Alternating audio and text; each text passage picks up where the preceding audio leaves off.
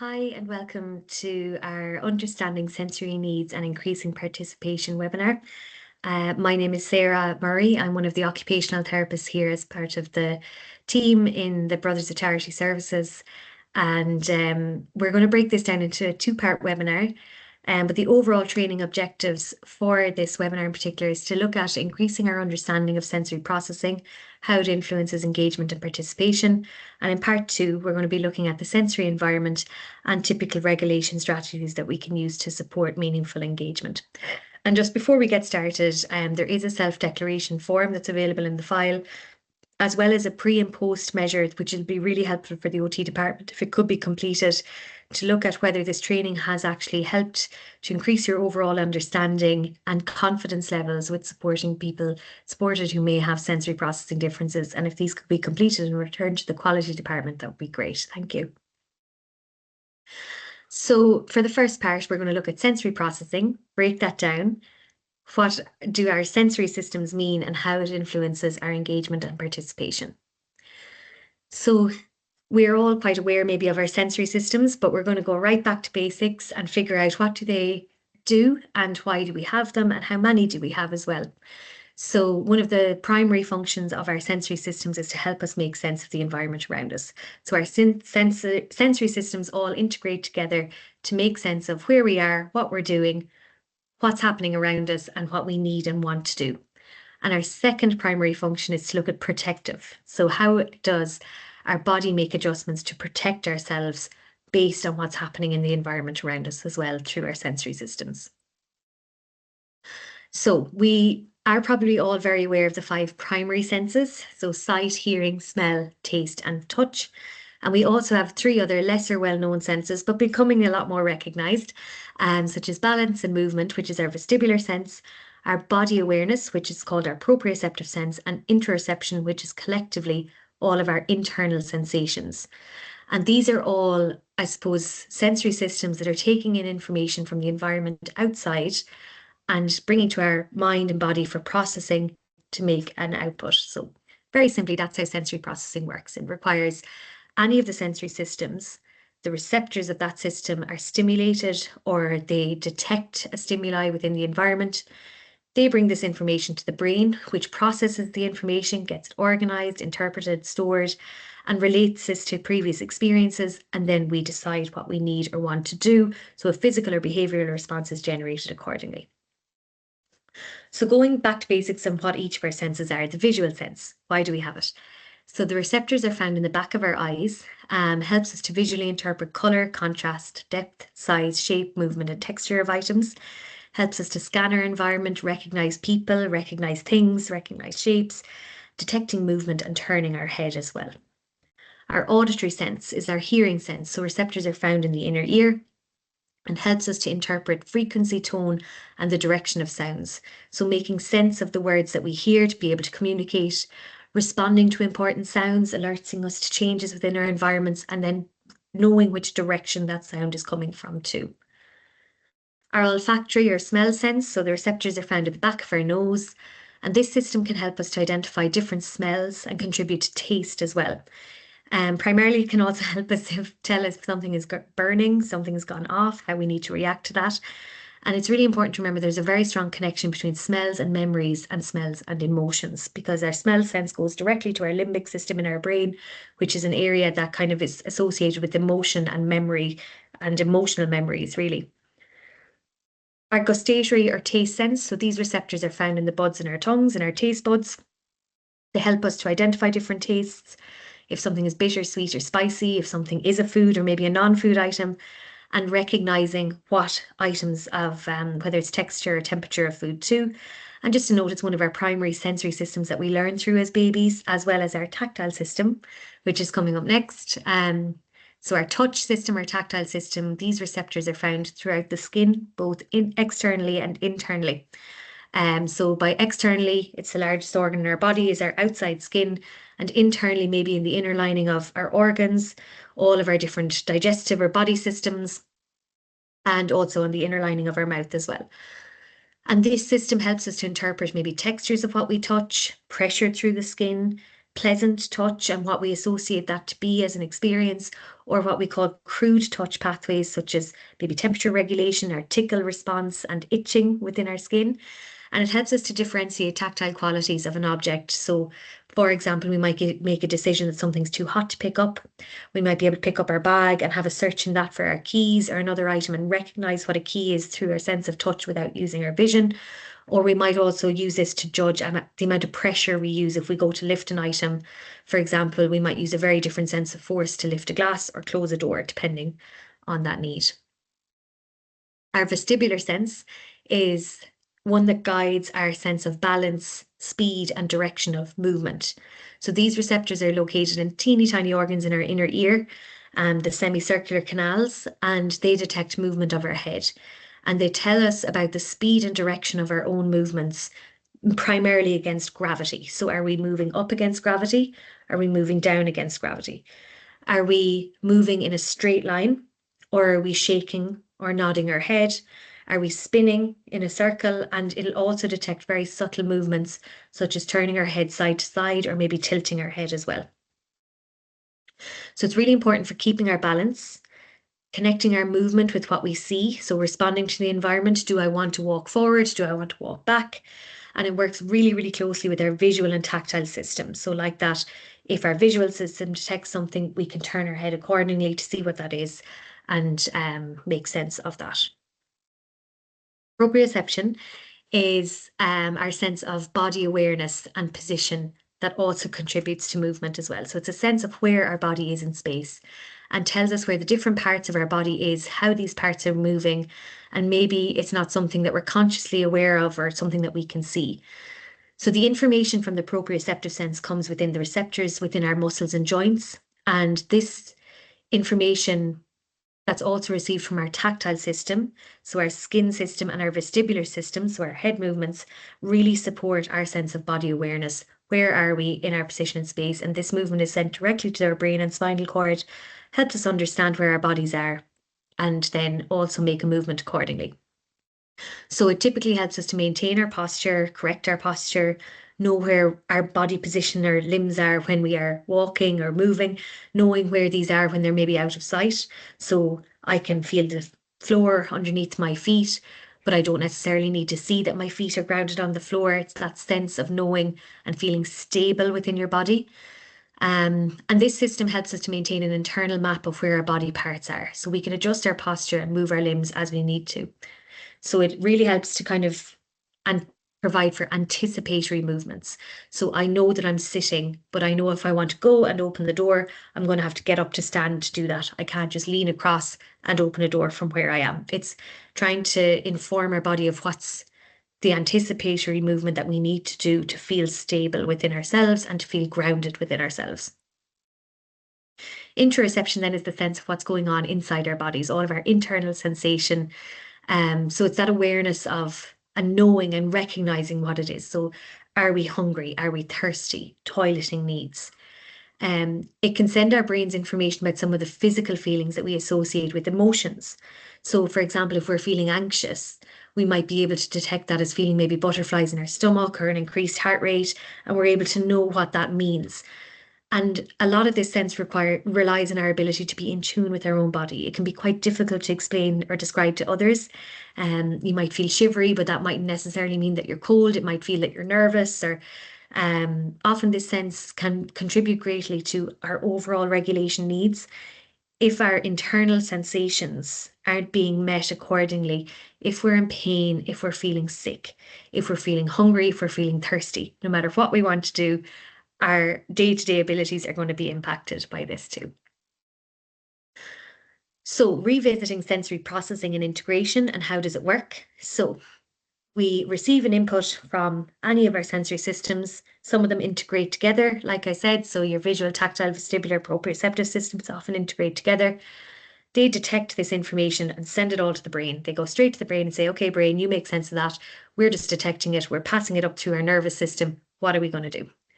So the information that comes through our nervous systems and our sensory systems are turned into signals, where the brain interprets these signals along with all of the other signals with the stored information in our memory. So our cognitive signals, our physical signals, other things that we know. And it makes a plan to either ignore or respond to the sensory signals that it receives. So some of these are processed in our spinal cord before they even get to the brain. These are known as our reflex responses. It might just be we've hit off a hot kettle and we withdraw immediately. Our brain may not even be consciously aware of that input until after the fact. And the brain typically processes information at an incredible speed. It's really, really complicated work. Because there's millions and billions of signals and information that come flooding through every second from your environment through those 8 senses all the time. And our brains are programmed to try and organize and integrate this to make it meaningful for us at that point in time. So it allows us to respond automatically and efficiently and comfortably to whichever sensory input that we receive. It might give a higher priority to other sensory inputs than others. It may actually completely eliminate your sensory system and make a cognitive choice or an executive functioning choice on what we need and want to do. But the sensory system is providing a little bit of information coming in around the background to make sense of it and help the brain to make these decisions. It's really important to know that we're all sensory beings. This is happening for us all day, every day, morning, noon, and night, and while we're asleep. So we're bombarded with millions of sensory stimuli every second. Some we are aware of, and the vast majority we filter out automatically. And as we grow or as we have more experiences on a day-to-day basis, our bodies learn to tune into what's important and then block out what's unnecessary. So we slowly learn to say, okay, that's not relevant, that is relevant. Or we learn to tap into our favorite senses of what we like to do to help us to concentrate and go about our day-to-day lives. So approximately 75% of the sensory information that we receive is usually discarded out of all of the sensory information we get. It's only about 25% of that information is actually useful. It's actually making a conscious, I suppose, alteration to the plan, or our brain is using it to make sense of and decide on what they want to do next. And about 75% of it is just unconsciously passed aside and filtered through and deemed unimportant or insignificant. If a sensory input is noticed and then assigned relevant importance, this is sent to an area of the brain then for a response. So for example, if a car beeps, we turn around and look if we need to do anything further. That's something we've grown to know over time. If we hear a car beeping, it's usually an alert. It may be that we turn and we see, actually, it's nothing relevant to us. It's happening across the road and it's nowhere near us. It may be that we turn and realize we've stepped off the footpath by accident, or it may be that we turn and it's our neighbor waving at us. But either way, we know that there's some relevant importance to the sound that we've heard at that point in time. Over time, sensory input, if we constantly receive it, it can become very habituated. It can also be eventually ignored if it's not deemed of importance within the brain. So for example, the first time you put on maybe a watch or a ring in the morning, you might be very conscious of it. You might be aware it's been put on. Or the first time you might put on a coat, you might say, ooh, that feels quite heavy. And when you take it off, you might realize, actually, I feel much lighter now. But while you're wearing it, your body adjusts to input over time. It habituates to it. And it just becomes part of the norm. So it doesn't become a constant thing that your brain is always responding to it. So I suppose that might give you a sense of how our 8 systems here influence maybe our mood, our behavior, our attention and energy. So you can imagine that if our brain was trying to respond to 100% of that sensory signal coming in all the time, we'd probably feel on edge and feel bombarded quite a lot. So our brain has a protective response to push them aside. If we're feeling tired, if we're feeling a little bit low in ourselves, if we're feeling happy, we might have different tolerances for all of these sensory inputs, and they can all be dictated by our energy levels and then our ability to attend based on the stimulus that we receive. So sensory processing throughout our lives, we use our senses for all daily activities. It's always happening all day, every day. We're all sensory beings. And there's a wide variance in how people process and regulate sensory input, and that's okay too.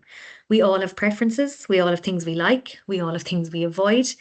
We may be able to tolerate more because we know it's a social norm and we say, I just have to put up with this until X amount of time. But I think it's really important to stop and think about your own sensory preferences within environments, within activities, whatever that might be. And maybe use the next slide just to think about what you like and how others might feel the same too. So they're prompting questions. You can pause this, sit with it for a little bit and just see, I suppose these are quite clear activities that maybe prompt to say, oh, what's my sensory system? What might your sensory system be? So things like other people might like being hugged, others might dislike it. Do some people like music?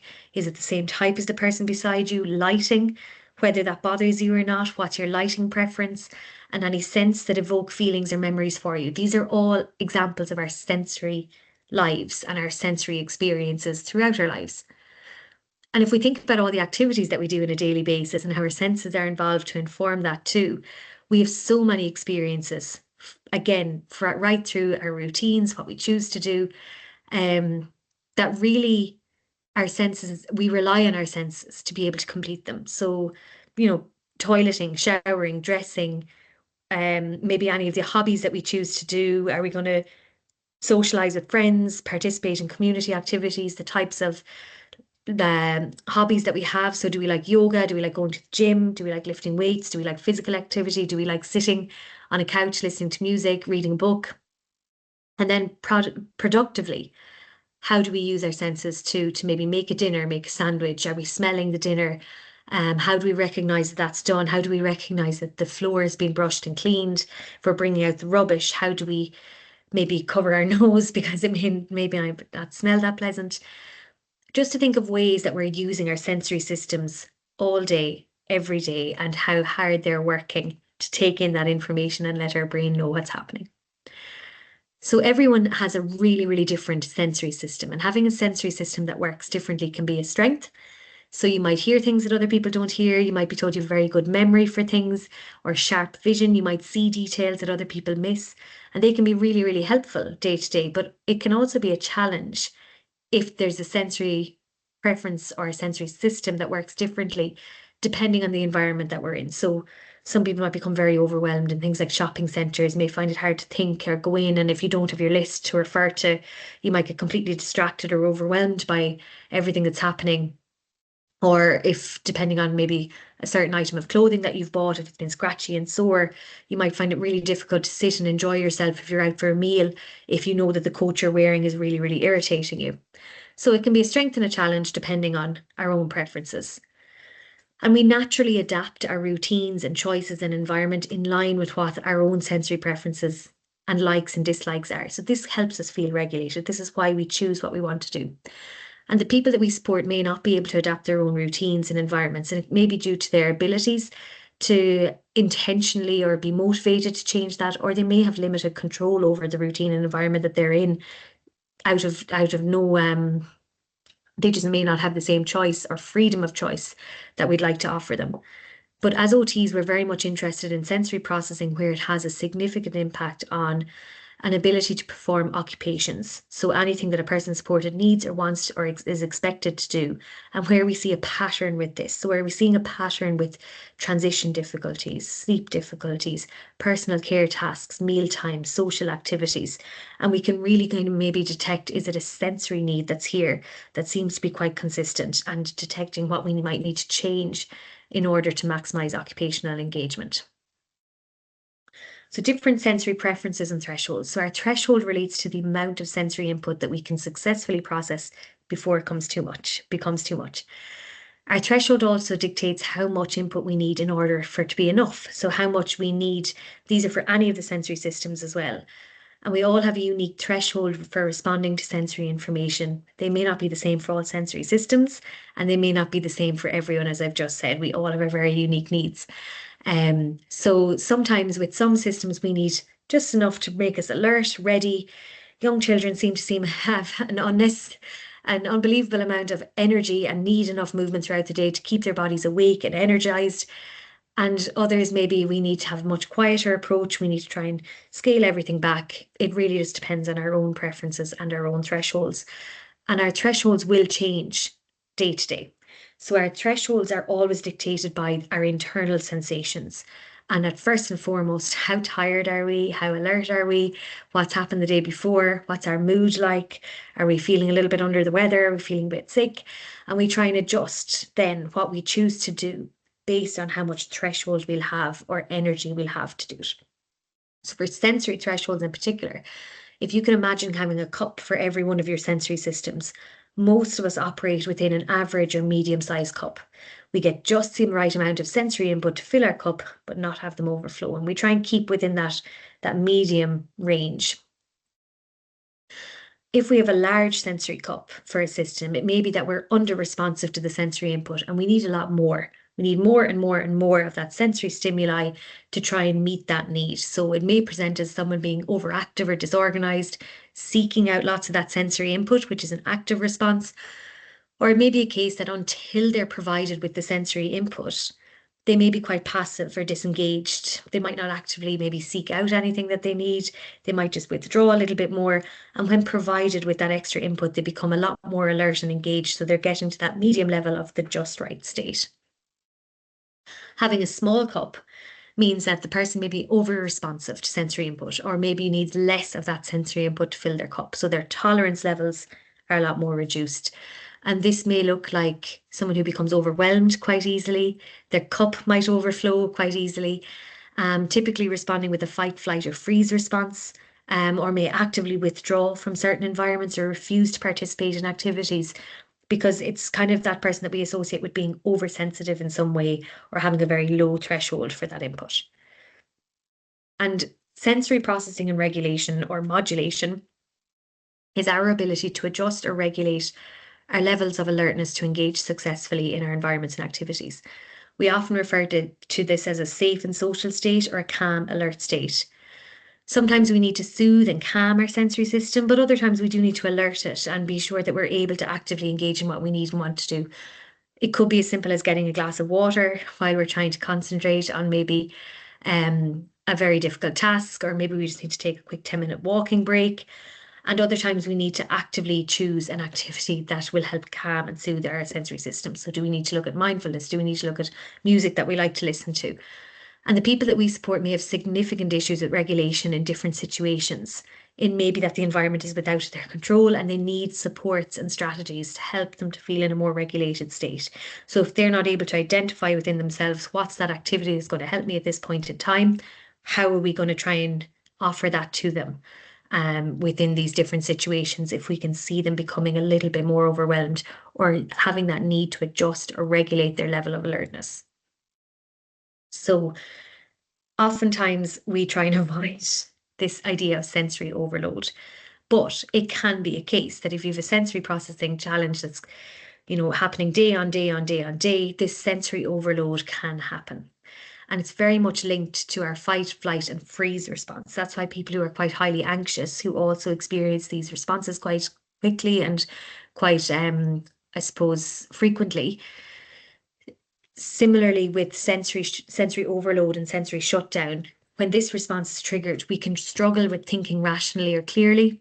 We can struggle with deciding the next action to take. We can have difficulty maybe processing what others are telling us. And it can look like maybe fighting in the terms of like lashing out, anger, reaction in some way. It can also look like maybe running away, pulling back, avoidance, trying to get away from it. So our flight response or our freeze response. So that we become so overwhelmed that we can't even form a plan of what we need to do. And we almost go into a state of shutdown. There's now, I think, a fourth response, a fawn response, which is the idea of masking our fight, flight, and freeze response to have this fawn response where we just become very, I suppose, compliant in what we're being asked to do.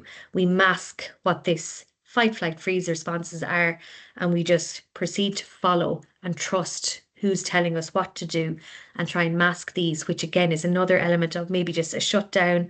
Maybe we're not consciously able to do or process what we need to do. So it's just important to remember the effects of what sensory overload can do. And within a fight or flight response, if this is happening time and time again, so if we're going to the same environments that are causing this response, if we're trying to do the same activities in the same way that are causing this response or leading to this response, if our brain doesn't get a chance to recover from this, it starts to rewire these reactions. So we start responding quickly and intensely to this sensory input. Over time, we recognize this. We recognize this pattern of where we are or what we're needing to do, and it starts to trigger more rapidly and lasting longer as a response to. And over time, that can have a really negative influence on our physical and mental health.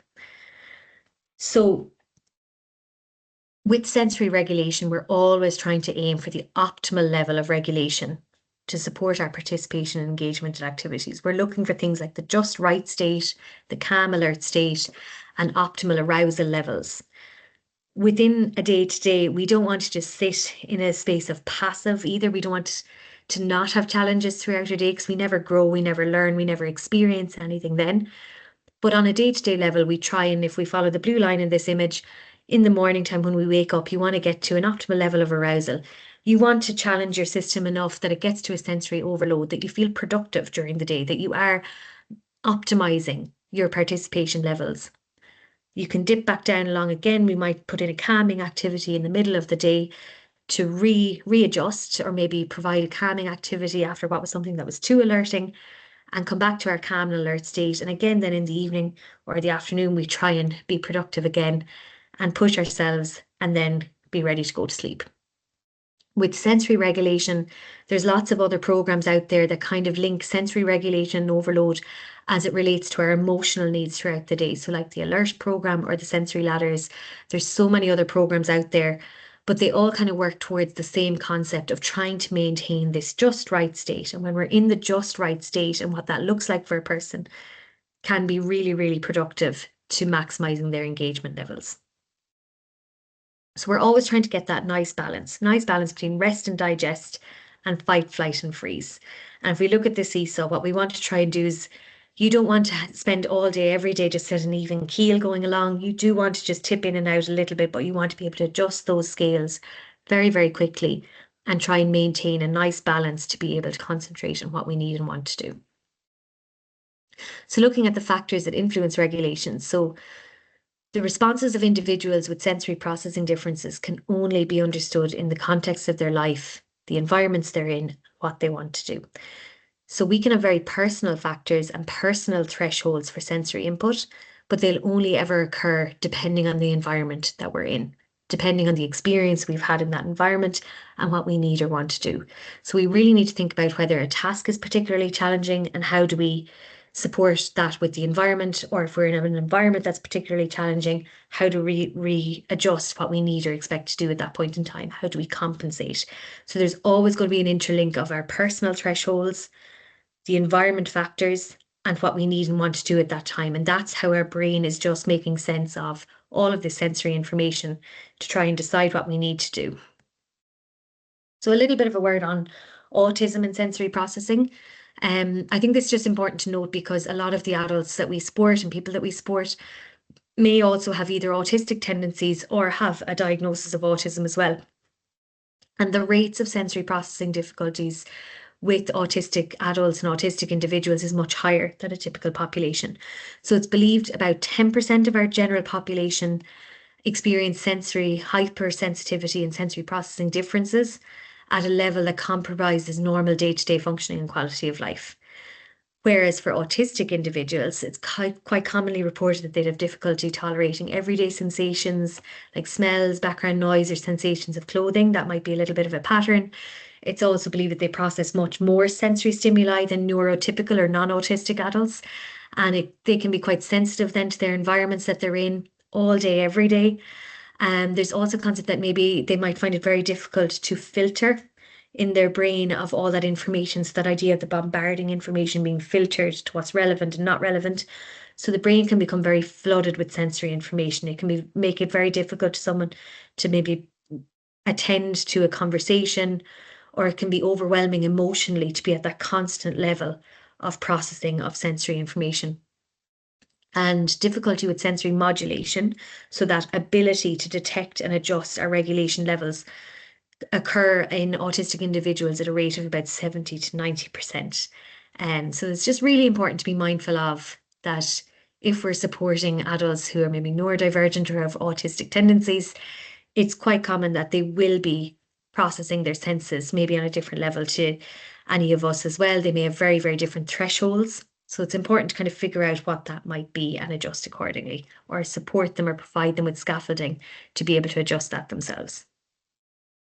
In terms of regulation needs and preferences, just to mention stimming, which is any kind of repetitive physical movement, a sound, a word, objects, flapping, It can be quite common to autistic and neurodivergent people, and we've thankfully become very acceptant of these needs and regulation needs. And it's really important to remember that everybody stims. It's not just autistic people.